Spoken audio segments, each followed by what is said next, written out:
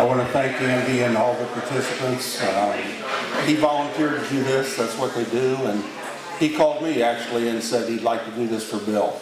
And it's pretty amazing, it really is. And Bill always had the special needs color guard. Well, I'm Dennis Tesreau, and I'm very proud to be a part of this park dedication. Bill was a good friend of mine for 68 years to be exact. We started kindergarten together and met on the playground one day, and we stayed friends the whole time. I, in fact, lived with him down at Southeast Missouri State at Cape, and we got along just fine.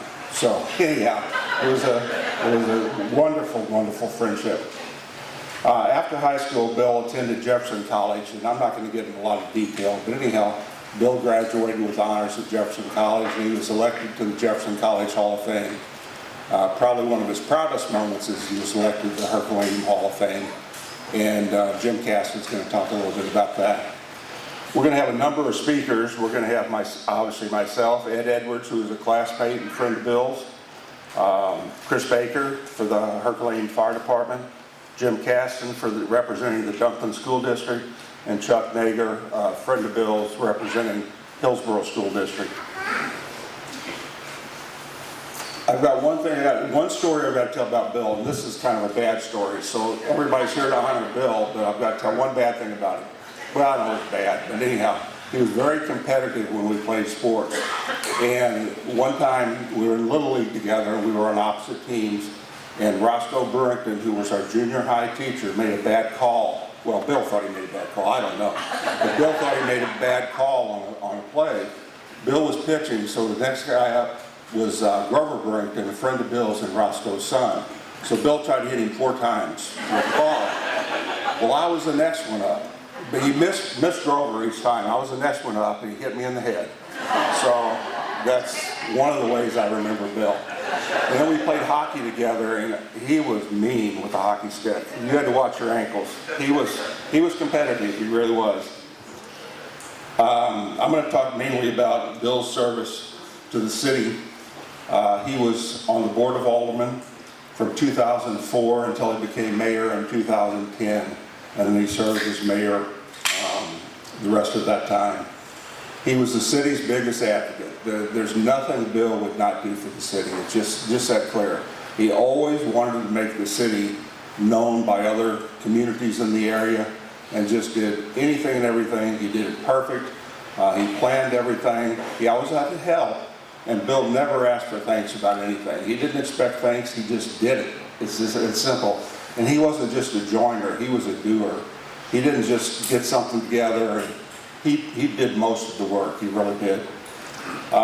Some of the things Bill was on, and he started many of these different organizations or committees in the city.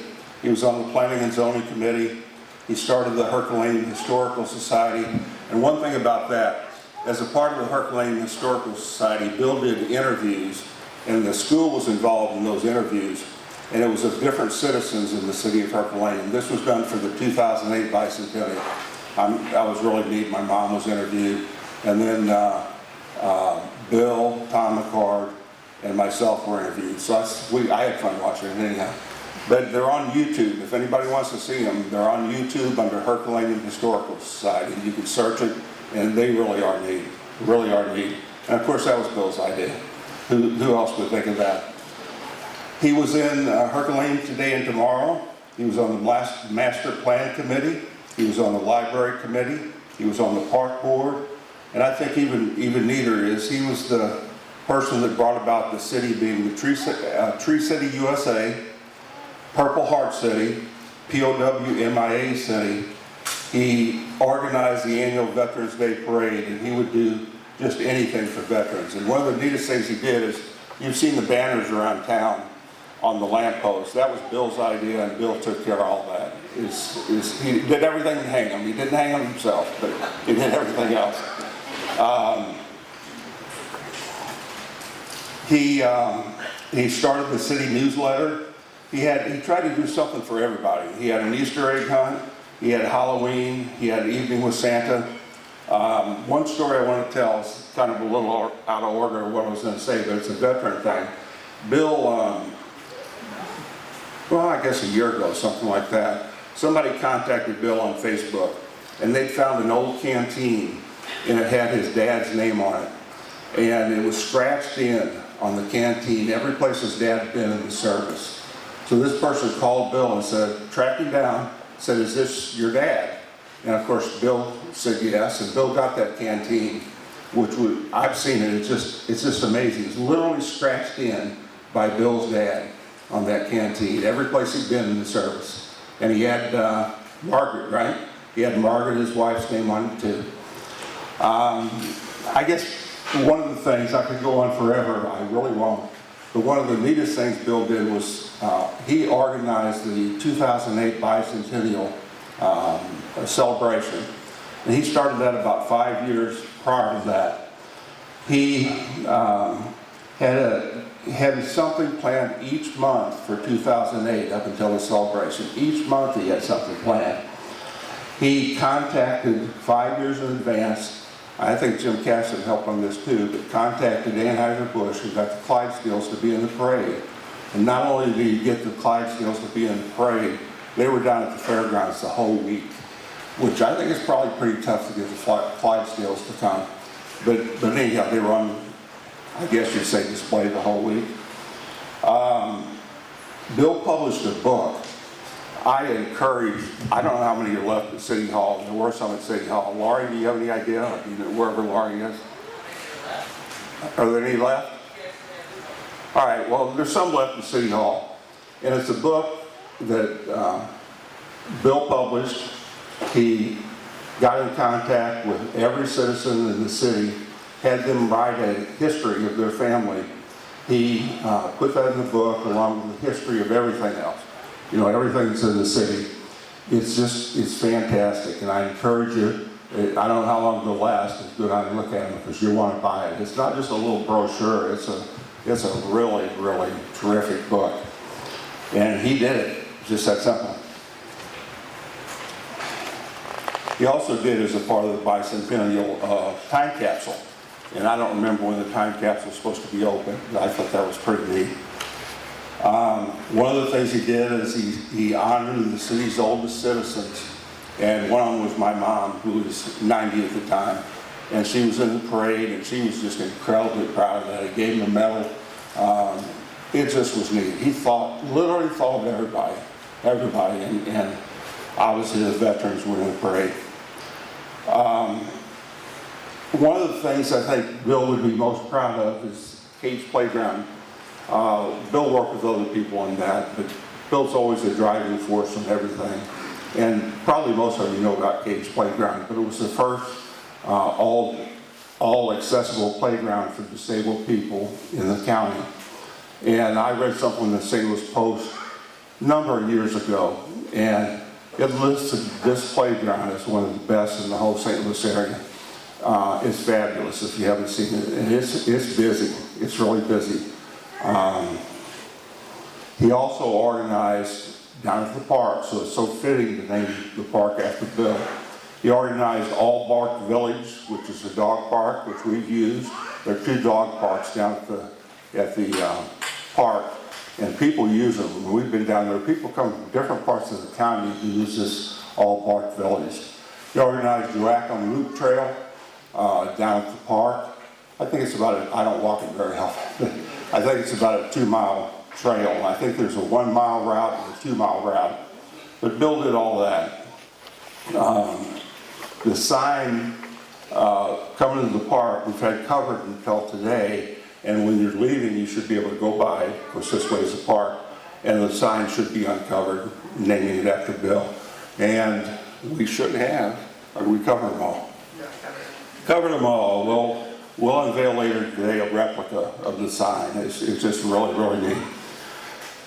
I think that's really all I wanted to say. We're going to hear from a number of other people, and I'd first like to ask Ed Edwards to come up, who was a good friend and classmate of Bill.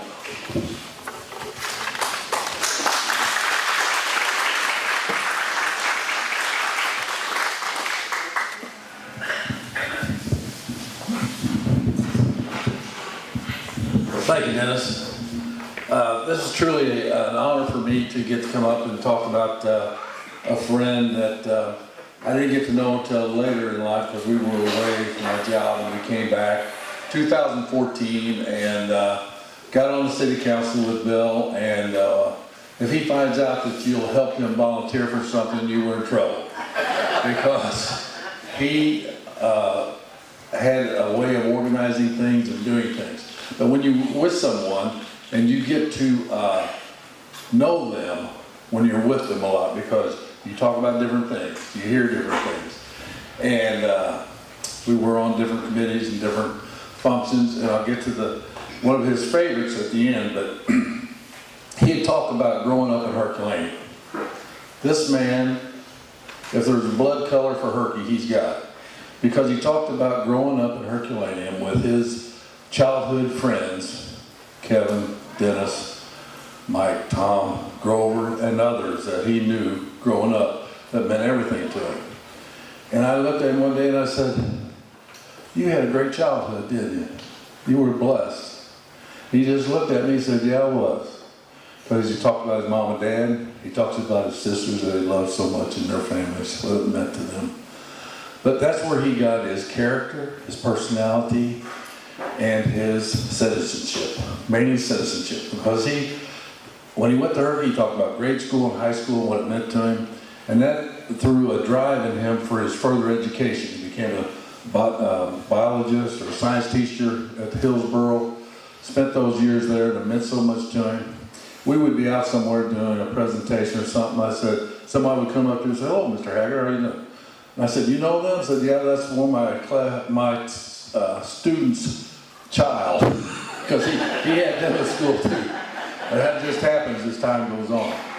But he talked about his childhood and growing up and what it meant to him, and that led him on because how much education meant to him and how he wanted to pass on good times for everybody.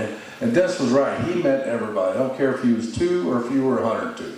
He wanted to give you something to do. With the city, like Des said, he came up with so many programs, it's hard to even list them all because he was a founding thing for a majority of them.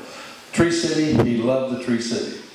He even went out of the way, I don't know if you remember this, he would get these milkweed seeds to get the monarch butterfly here in Jefferson County. And I just looked at him, I said, "You're kidding me." I said, "Don't you realize we got armadillos from Texas already up here now?" I said, "How are we going to get butterflies from down in the Dominican Republic up here?" But he was headstrong and he did it. He did everything. But one of the biggest things that he loved, and there's no joke, if there was something coming up, he would take 5 years, 2 years to plan it. The great eclipse of 2017 came up. Okay, August 2017. We started 2 years before, a year and a half, 2 years before it. We'd go to the Sinus Center for meetings for all these people who tell us about you're in the direct path of the eclipse and this is going to happen, it will happen. So we would go to speak to different organizations, Rotaries. We spoke at the Amvets, we spoke at schools, we spoke at church groups, everywhere. And at the end,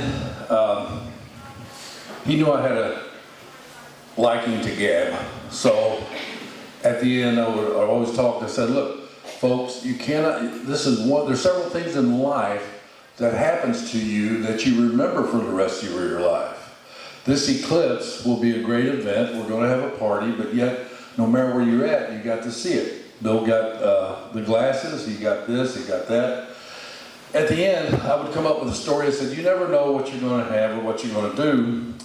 And in times of our life, we meet great Americans. And I would tell that, one time I was 10 feet away from Charlton Heston.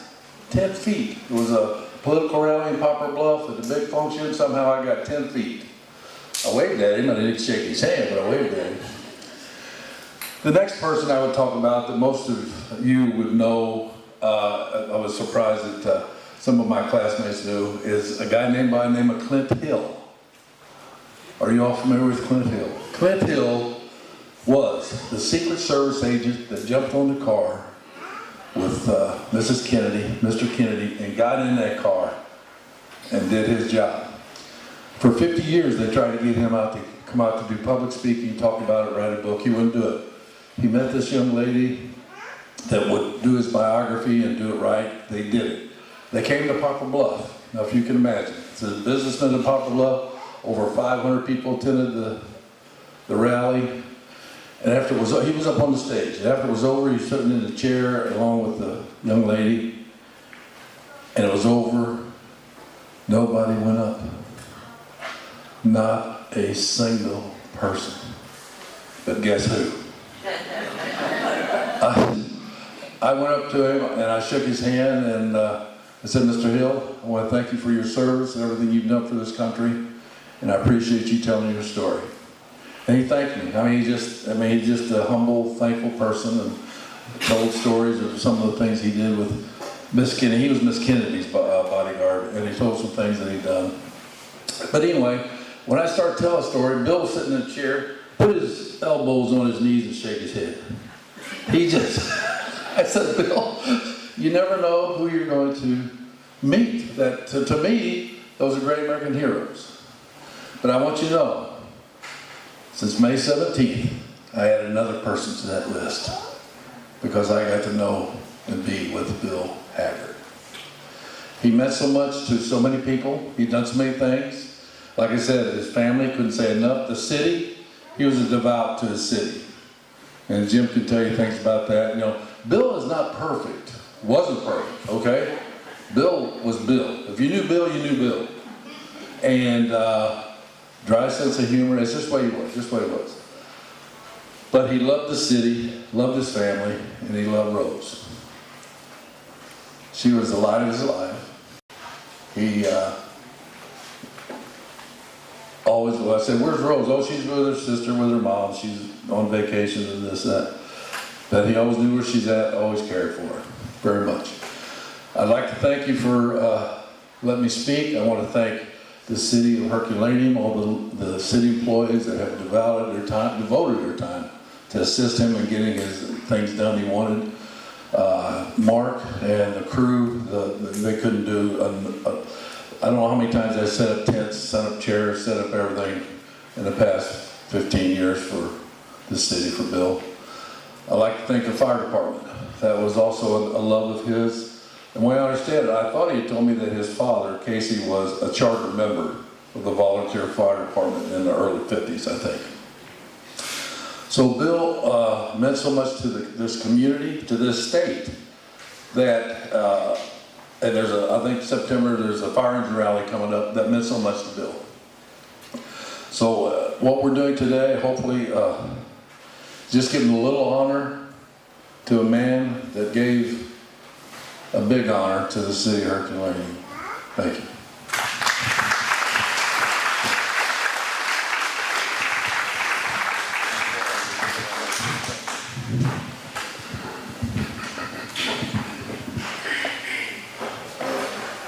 One thing that I forgot to say, and this is just very, very important to me, and I'm sure to everybody here that was Bill's friend. Bill knew about this prior to him becoming ill and prior to his death. The mayor and the board of aldermen voted to do this. I don't remember the exact date, but about 2 or 3 weeks prior to Bill becoming ill. And we were literally waiting for the sign to be done before we had a ceremony. So he knew all about it. He was very, very proud of it. I asked him, I could list honor after honor, that he's gotten from Jefferson County, just everything. But I asked him what his greatest honor was. He said, well, having the park named after me and being in the Herculaneum Hall of Fame. So he always wanted to be in the Herculaneum Hall of Fame. And I don't think he ever expected the park to be named after him, but he knew it, and he loved it, and he would appreciate it. Next, is Chris here, or are you going to call? Here's Chris.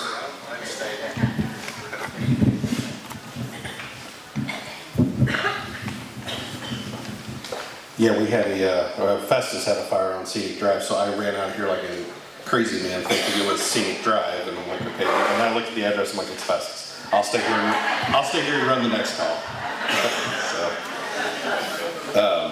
So good morning. For those that were present during the department's memorial for Bill's wake, you kind of recall my recollection of Bill and I first met. I don't know, I was too young. but it was probably at the firehouse or the park. That was probably what it was, because that was where we spent all of our time. The department's connection to the park dates back to its founding in 1951. Predating the city's incorporation, the department relied on fire tags and fundraisers for most of its revenue. Most of these fundraisers, of course, was held at the park. In the 1950s, the department leased the park from St. Joe Lead Company for $1. This deal lasted until 2012 when the city assumed the lease and acquired the additional land for Cade's Playground. We'll talk about that more later. Fundraising events included carnivals, homecomings, circuses, Independence Days, where food and drink sales were the primary income for that. Probably many of you went to those events, thinking that you were enjoying the event, but you were funding a fire department as well. So, in 2002, the city and the department grew, where fundraisers wasn't necessarily the primary source of income that was needed. This is when Bill and us refocused our efforts on community events instead of the fundraising. Many of these events were conceptualized on a fire truck bumper, and if you remember me talking about that, is the bumper time on the thing is it's where firefighters spend most of their time after calls just decompressing and everything else. So our decompression was, what's the next event, what's the next thing, what's the next thing the city can do. So many of these, Bill orchestrated, and a dedicated team of the fire department and the citizens were bringing them to life. Today, traditions like Easter egg hunt, Arbor Day, Halloween in the park, Evening with Santa continue on. The park also hosts various groups, and like Dennis said, there's no way we can list them all. But many of them with city anniversaries. I think the 175th was there. I was a little too young for that, but I was there. Bicentennial, like Dennis said, the Fire Engine Rally, which is going to be the 30th Fire Engine Rally, we'll be dedicating it to Bill and having some great events. That'll be last Saturday in September, if you want to come out. Flag Days, Veterans Days, outdoor movies, Dogs in the Park birthday celebration, baseball, Little League, softball, Boys Scouts, all these events happen in that park. So historically, the park was comprised of Little League fields and open spaces. As probably most of you grew up in Herculaneum, that's probably what it was.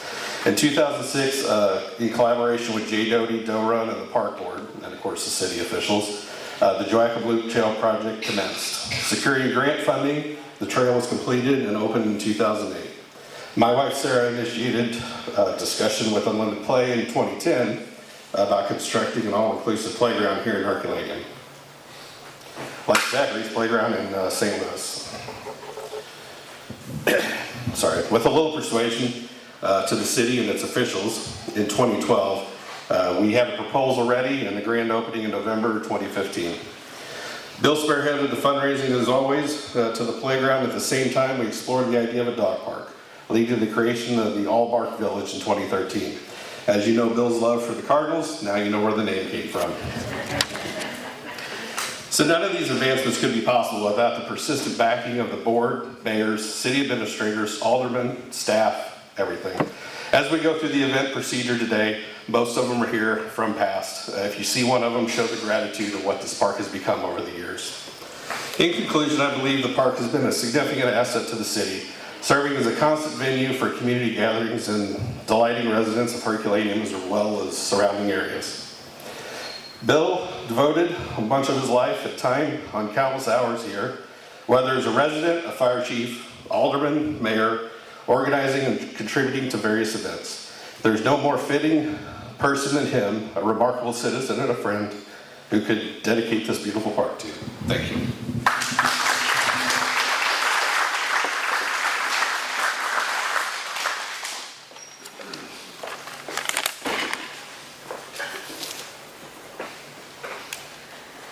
Next, we're going to hear from Jim Kasten, who's coming up. And Jim is, how many years were you city administrator, Jim? 16. Jim was city administrator for the city of Herculaneum for 16 years. And anybody that knows, well, all you know about politics, it's tough to keep that job for 16 years. It really is. But Jim did a great job and managed to stay till his retirement. So that's pretty neat. Yeah, thank you. Can you guys hear me back there? Okay, the voice of a coach, that you can do this kind of thing. A couple of things I got written down here that Bill did with the school, but going back to what Ed said, if there is a blood color, Bill would say it's black and red. He would say it's not red and black. That's Crystal City. He would say it's black and red, right, Tommy? Anyway, another thing I didn't have written down but got mentioned is those interviews that Bill did for the bicentennial in 2008. Dennis, my mom was also interviewed, and I look at that every now and then and just reminisce. He also asked me to come, and I was supposed to do a 3-person interview with Gene Carr and Steve Drennan. They didn't show up. So for 45 minutes, everybody got to listen to me talk, so I don't know. It was, it is what it is. So anyway, Bill went to school here his whole life. Graduated in 1969, went down to Cape, got his teaching degree, went out to Hillsborough and taught for 32 years, Rosie? Right. 32 years, where he retired.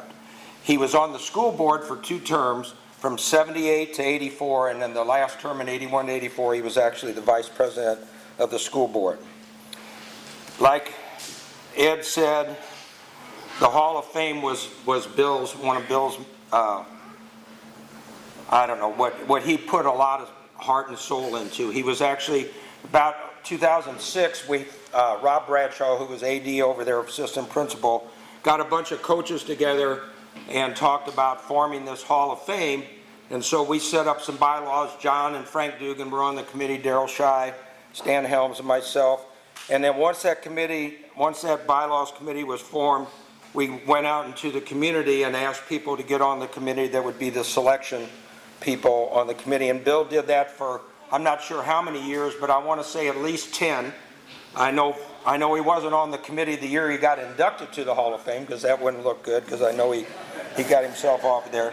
But, you know, Bill was inducted into the Hall of Fame in 2013. And I was there that day, and he couldn't have been prouder. He made a great speech. I mean, I'd worked with the guy at the city, and I'd known him since he was little. He was in my sister's class. But in that speech, I didn't realize how funny Bill was.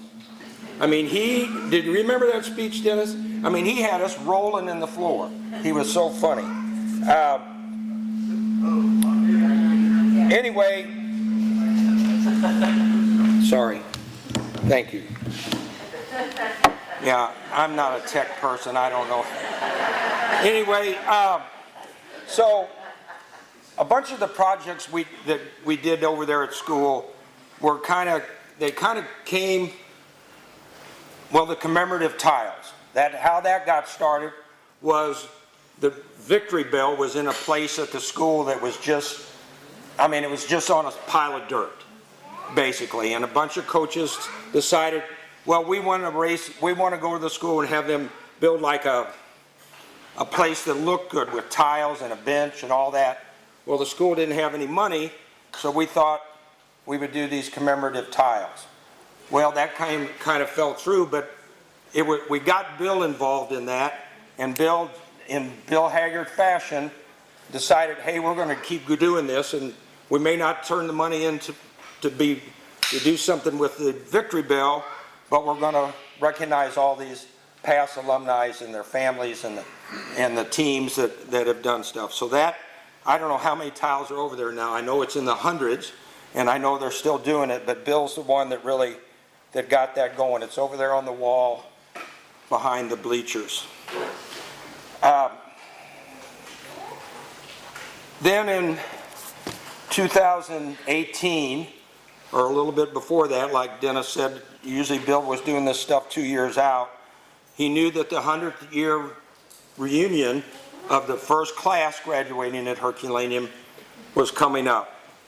So he decided he was going to make a big deal out of that. And you know, when Bill sets his mind to something, he makes a big deal out of it. He called our friend Steve Taylor down at the newspaper, and Steve started writing about it. I mean, everything Bill did, there was a hat for it. Here's the hat for that event. There was a pin for it. There was a t-shirt for it. There was, I know with the eclipse, there were those commemorative coins, remember that? And so, I mean, he never did anything halfway. It was all out or nothing. a couple things, and that all-class reunion was awesome. I mean, I don't know how many hundreds of people were here, and each class that wanted to had a tent out there. This was Bill's idea, and they brought in letter jackets or yearbooks or anything that was about their class, and they were lined up and down the track out there, and it was just a great event. The eclipse, Ed talked a little bit about that. The eclipse event in 2017. Well, we had heard about this thing coming, and Bill used to come over every day to City Hall right before lunch, and he'd sit in a chair right there at the door of my office, or in the office, and we'd talk about stuff. And we started talking about this eclipse, and we went up, and Ed went up there with us. We went up to the Science Museum up there and listened to these speakers, and made acquaintances with some of those professors that were up there, and got more information, and Bill just took off with it. It was one of those deals where we weren't just going to have a little event, we were going to have this big event, and we had people coming from Minnesota, Ohio, Pennsylvania, I think somewhere from New England, one of those states up there that was parked over there. But we needed a place to do it. So, we conjured up, we were partners in crime on a lot of this stuff, and he said, we need the school. He said, you need to make sure the superintendents let us put it at the school. So I'm like, well, school's in session, how are we going to do that? So anyway, I went over to the superintendent at the time, who wasn't really all for it, but I said, look, Stan, think about it. We've got 1,500 kids out here that are going to be looking up at this sun, at this eclipse, and they could go blind. Do we want that kind of responsibility? He said no. And I said, there's going to be thousands of people here. They're going to block the roads. We won't be able to get the buses in and out. So anyway, we canceled school. And we got to have this event, and it was awesome. I can remember, and I'll probably get emotional thinking about it, but laying on the ground on that football field with my granddaughters and my daughter and my son, experiencing that at one time, all of us together, my whole family, and I don't know that it would have ever happened without Bill being involved in doing it the way he does. Now, this last partner in crime event that we conjured up was saving the bleachers. And those stone bleachers, for all of you that don't know, some of you that don't know, 1935, the WPA program, when we were in the Great Depression, those bleachers were built, that field was built, and actually they didn't do a very good job of the field because it was like this. 5 feet 7 inches from this end to this end. We had a lot of really quick 100-meter dashes, and a lot of really struggling on that backstretch in the 4x400. But anyway, we passed a bond issue in 2008, and we were going to build that new building, tear down the old building. And again, Bill was all about the history of that. He got in there. I know, Chris, I think you were involved in that scavenger hunt where you went in there and pulled tiles, pulled wood, pulled the clock. I don't know what all you guys got, hardwood floor from the gym floor, but just pieces of memorabilia that I think probably all ended up in Bill's house somewhere. And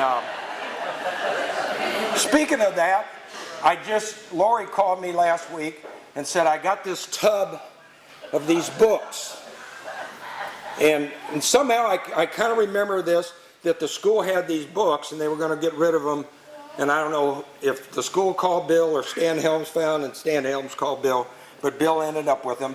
And what they are, there's the library club kept a chronological, historical newspaper clippings in a binder for each year of school. So all the sports, student of the month, got a scholarship. I mean, all this stuff. It was, some years were better than others because some I guess library clubs were more efficient, and they're awesome. And somehow I think they were going to get thrown away Bill saved them. Laurie gave them to me and said, figure it out. So she said, figure them out, I want them out of my car. No, she didn't say that. Laurie's awesome.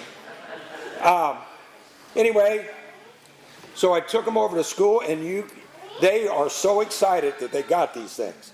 And they are going to, for all you guys that do reunions that are Herky grads, they're gonna fix them up. Some of them are in pretty bad shape as far as the binders are, and they're gonna display them. So let's say the class, they went from mid-70s to mid-90s.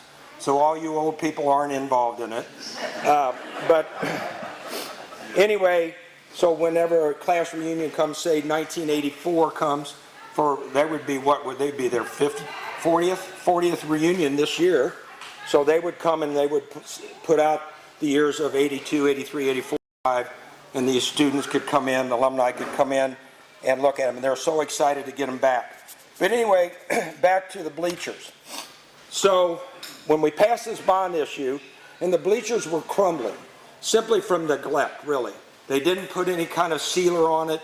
The weather was, rocks were chipping, breaking, mortar was coming out. They were starting to fall in on the side there. And the architects went to Mr. Stratton, who was a superintendent, and the school board, and said, you need to tear them down. They're in the way. We got this great plan. We're going to build this and that. And you can put up these really nice metal bleachers. Well, anyway, I got Bill and I said, Bill, what do you think? And he says, like hell they're tearing down those bleachers. So, Bill was really good about getting the word out. So I got with Mr. Stratton. I said, look, we need to save these things. I really think there's a lot of people in town that don't want to get rid of them, a lot of alumni. He said, okay. So Bill, and the school was poor.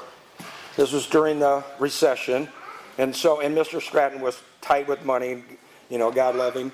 But anyway, we thought we could bring people there, and then we could ask them for money, and we could save the bleachers. Well, word got out, people came, I don't know how many were there. Pat, were you there? Yes. There was maybe 100. About that. And so Bill and Mr. Stratton and I are standing down in front of the bleachers, and these people wanted our head. They thought we were the ones that wanted to tear down the bleachers. And it was touch and go there for a while, and finally we got them to calm down, and we said, look, we're about saving these. We might need money, we might need help, who's willing to help, whatever. Well, anyway, in the meantime, we got a hold of the Mason's business agent, and he sent us down 3 names of Masons, of people that could fix the bleachers. So at least the school would know, is this cheaper to save these historical things that everybody loved, or cheaper to get rid of them and build something else? Well, and this, I'm sorry, Dennis, I'm just going on, but anyway, what I think this is really a neat story. As these 3 companies came down, one of them was an old guy, my age at that time, probably 75, 76 years old. Him and his son still did masonry work, a real artist at his work. He said, God, he got lost coming here. He didn't know where Herculaneum even was. And he saw these things, and he was so impressed and so in awe. He said, I would love to do this, but I just can't. There's just too much for me and my son to do. So we said, thank you for coming. He left. He mailed us a $1,000 check to help fund the bleacher remodel. So anyway, we found this company, and there was a father and some sons. But the father was in his 50s and the sons were in their 20s, and they came and they took those bleachers apart stone by stone. Stone by stone. The stones that were broken and damaged, they went to the quarry where they originally came from, over there in the ID's property, and brought new stones. They remortared it, they re-leveled it.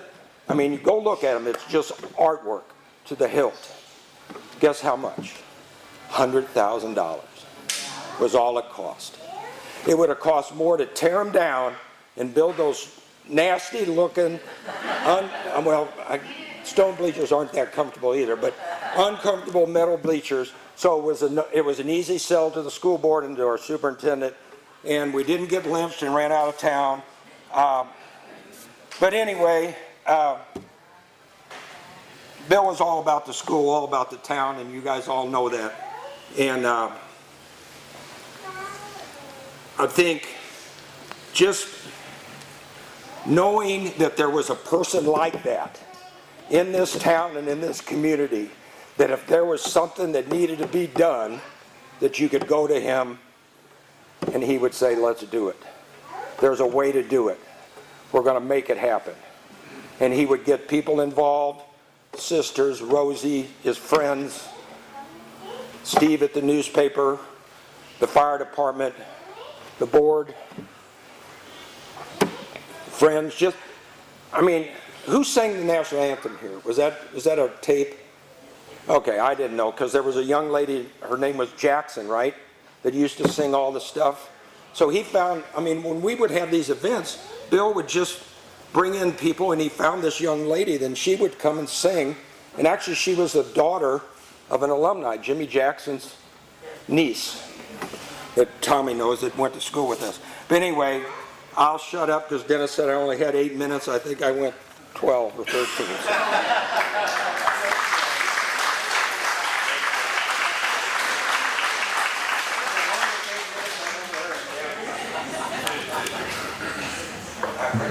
I don't know how Bill had time to work, but he did have a job.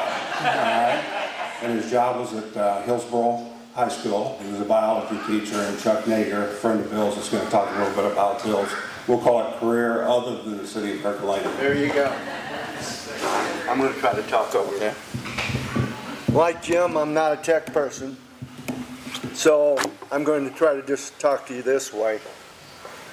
And like Jim, my voice will break, because Bill was one heck of a man, one heck of a friend. All of you, my front row, I'm honored to represent you. I'm honored to talk about Bill. We were friends for 50 years.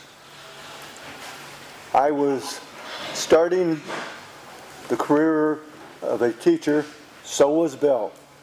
We were greenhorns, and it was late August 1973.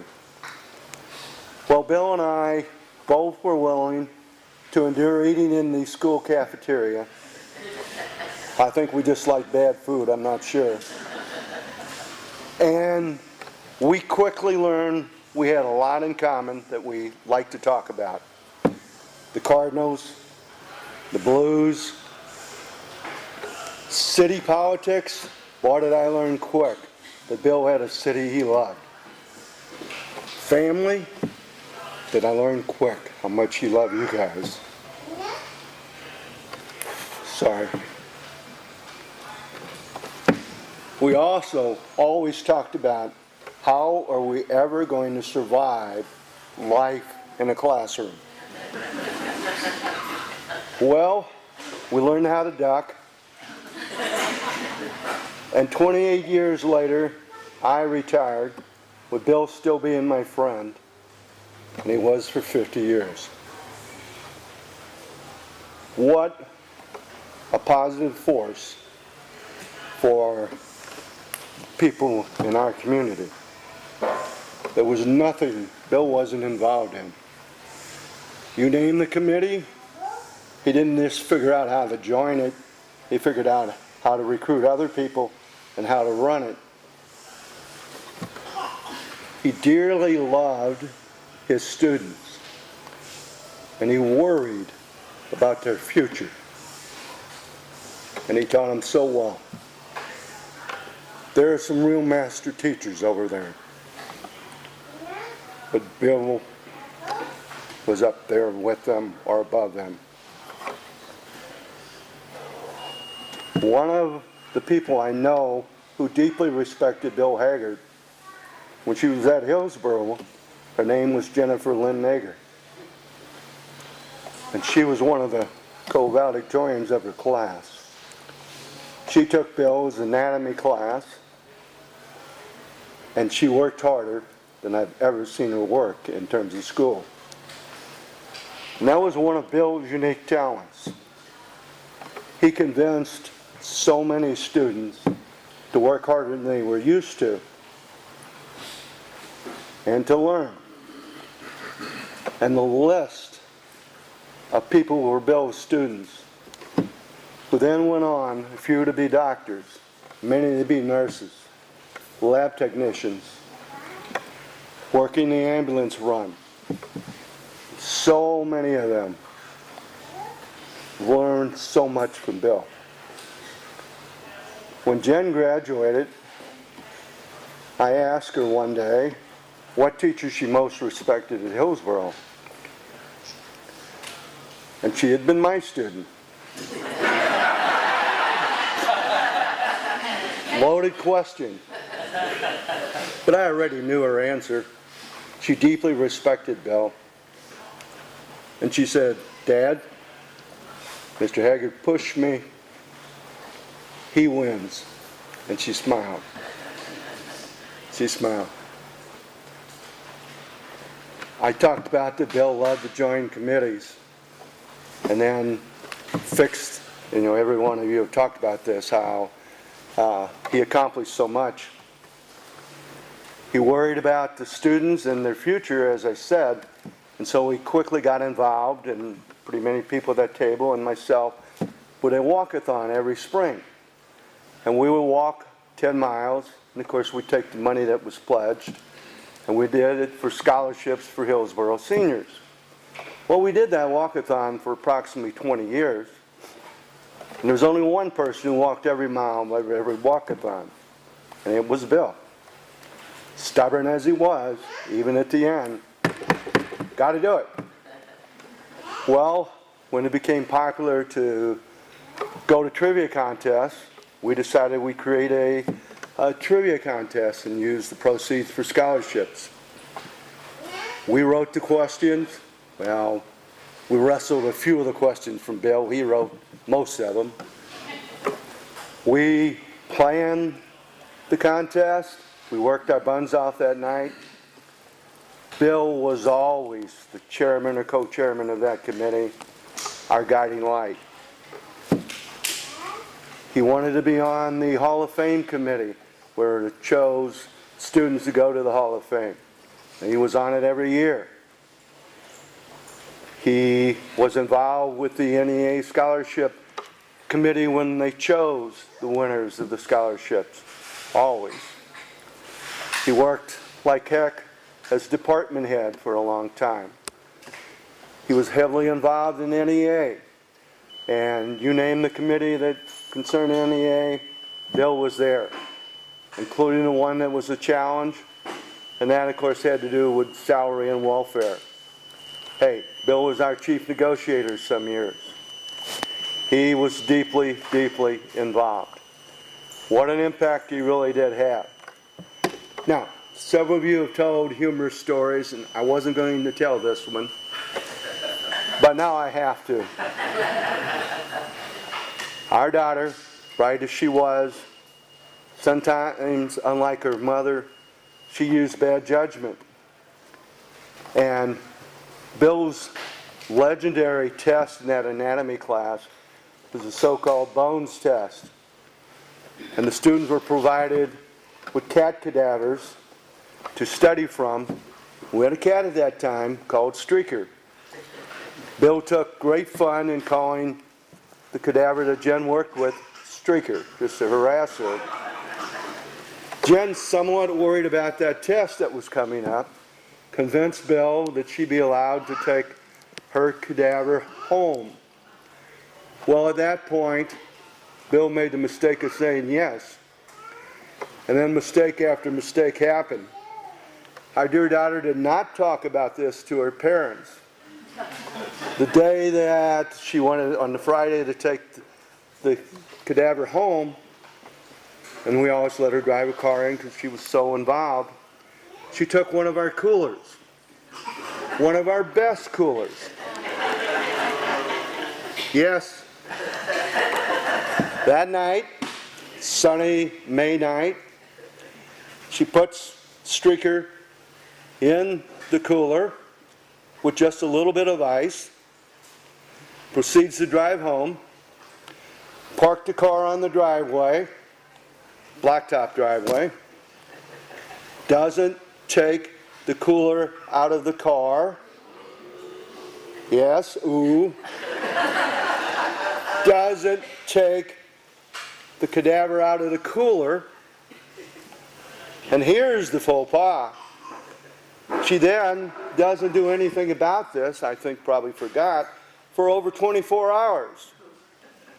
When she did go out and open up the cooler, the smell was just absolutely repugnant, as you might expect.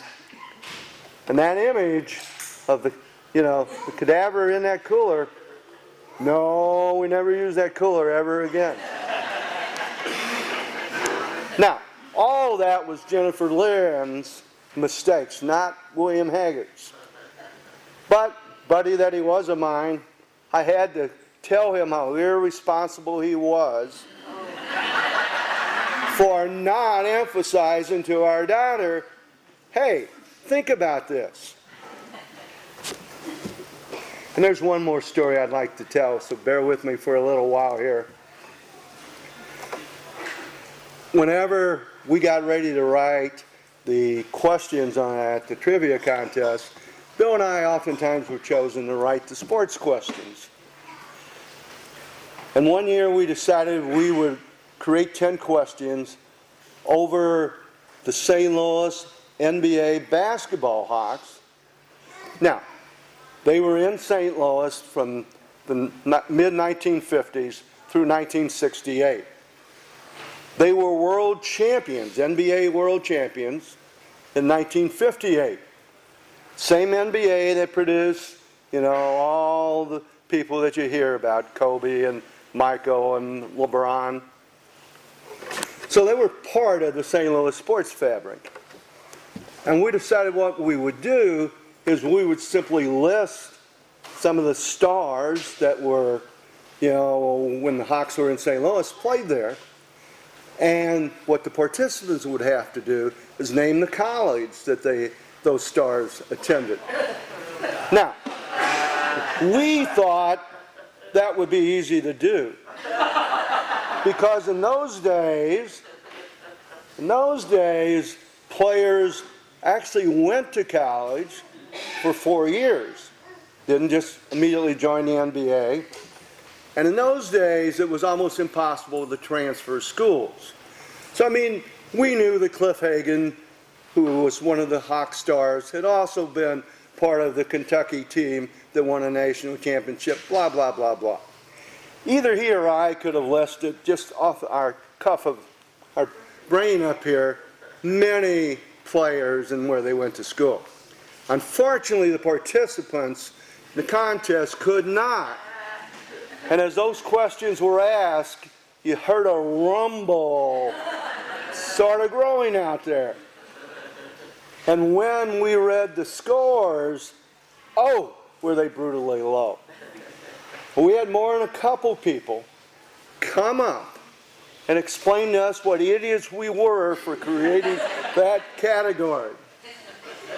Now, after the shock wore off, Bill and I would once in a while just sit down and off the cuff, one of we two would name a Hawk player, the other guy would just spurt out the answer. We were that kind of morons. Well, time goes by. Lots of time. And last October 16th, I celebrated my 80th birthday. I know, I only look 90. Well, there were lots of fellow teachers at a party that we threw, and we had emphasized, hey, we don't want any gifts. And we meant that. Now, several people disobeyed those instructions. One of them was Bill Haggard. I'm holding his gift in my hand. It is 44 pages, front and back. 44 pages. It lists every player who ever played for the St. Louis Hawks while they were in St. Louis. Every player. Several of these people played one game ever in the NBA. Yet, Bill found about them and put it in here.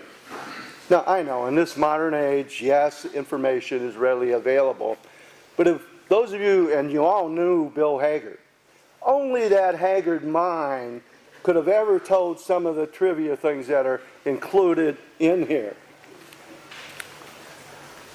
I loved it. I think it shows so much about Bill Haggard.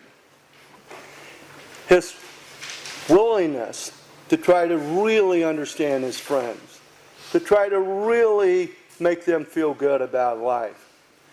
And that drive that man had, that drive to succeed, to do it the best way you possibly could. Who else would have included people who played one game ever? He did. Now, in closing, there's only one other little thing I like to talk about. Bill didn't, just work by himself doing all of these great things that he did do. I suspect almost everybody in this room helped Bill on one project or another. I know I did my share myself.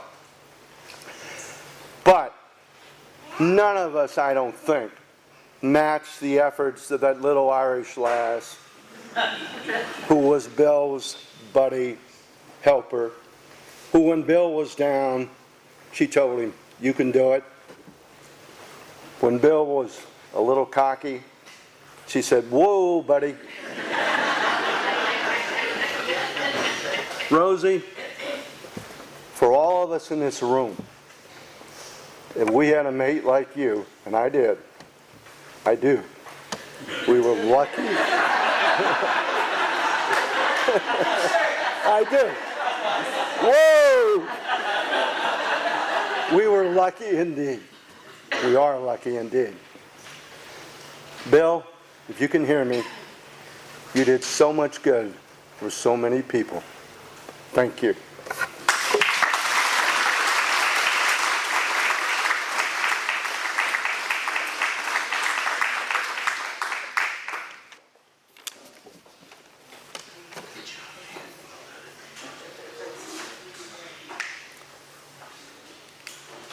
I can't even find the button on the thing. It's not that right. Anyhow, thanks to everybody that spoke. It was just a fantastic job, and it really told some neat things about Bill, and there was a lot there, I forgot to thank the Amvets. And when I first approached the Amvets about using the hall, they said, "Sure." And I said, "What does it cost?" And they said, "For Bill, it's free." It's pretty amazing.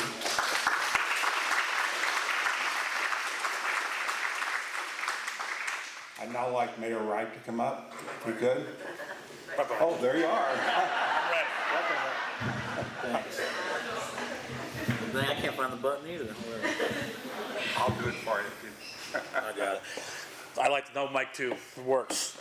Well, I just wanted to say, when I first became mayor, I was learning a lot of new things. And as everybody's told you before, how much stuff he has done. I kept thinking, oh my gosh, he did that too? So I gotta do this, I gotta do this. So the list just kept piling up. But it gave me a deep respect for him. I didn't know him very well. But he worked very hard. And after having this position for a little bit, I can totally see, how much you really do have to give back and then really want to help people. And he really did that. And I'm excited I get to keep a lot of the things he started, like Tree City USA and stuff going. So anyway, I'll get on to the proclamation we wrote. I'll go ahead and read that so we can all get ready to eat some food hopefully soon. Whereas the city of Herculaneum has a long-standing tradition of honoring its most distinguished citizens through the dedication of public spaces. And whereas William C. Haggard has devoted public servant, community leader, and champion of the people of Herculaneum, whose tireless efforts and unwavering commitment to the betterment of our city have left an undeniable mark on our collective history.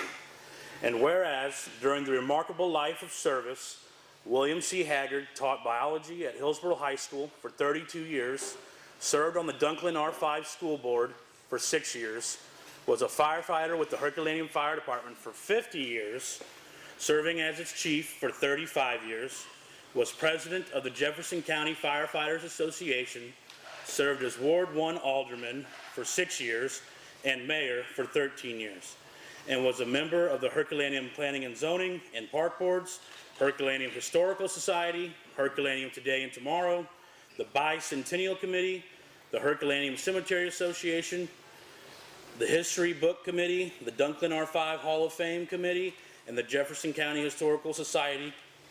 And whereas William C. Haggard received many awards for his involvement in community endeavors, including the Herculaneum Black Cat Hall of Fame, once a black cat, always a black cat.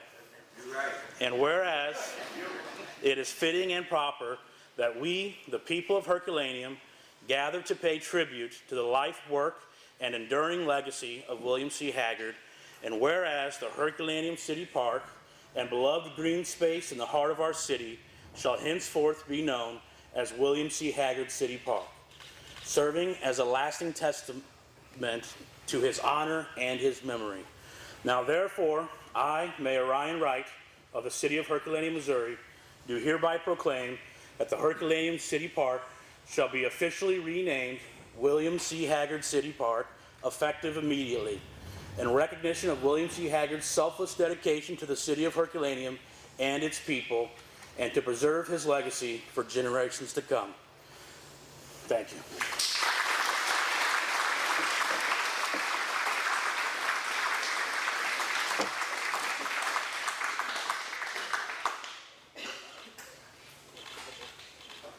I thought you retired. Good idea. Rosie, can you come over?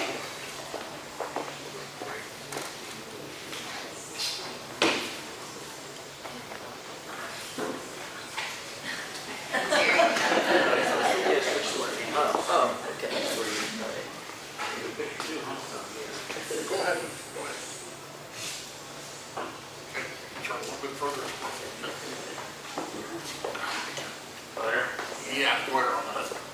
Put it down. There. Oh, there you go. Great. Thanks. Thank you.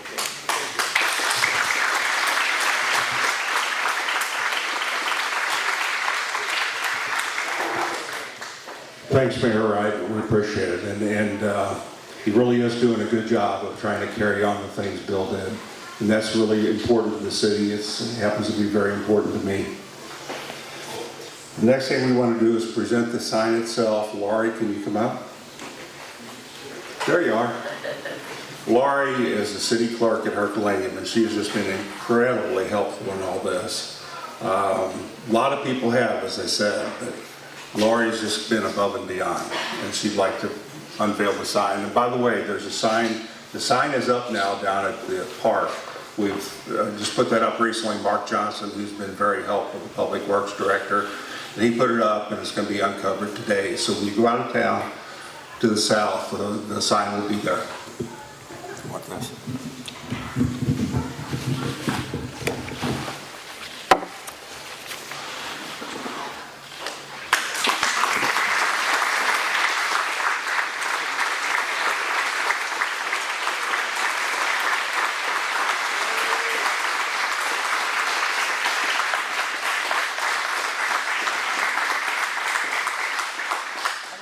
For Rosie, and we have one for Tina, and one for Bill.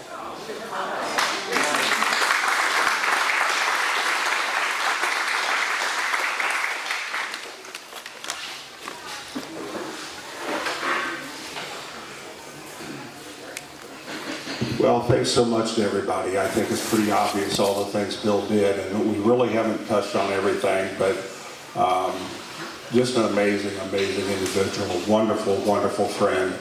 Obviously for years, and I just want to thank everybody for being a part of this celebration for Bill and for the dedication of the park, and particularly Rosie and Deb and Tina.